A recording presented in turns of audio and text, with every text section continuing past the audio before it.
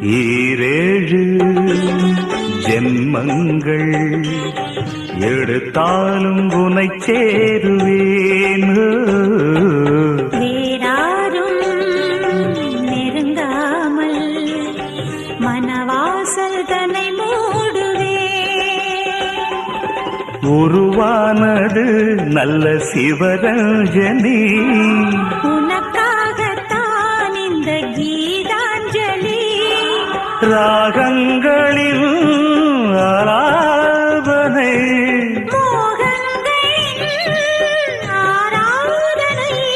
உடலும் மனமும் தழுவும் பொழுதில் உருகும் ஒரு ஜீவன்தான் உன் பாடல்தான் ஓயாமல் இசைக்கின்றது.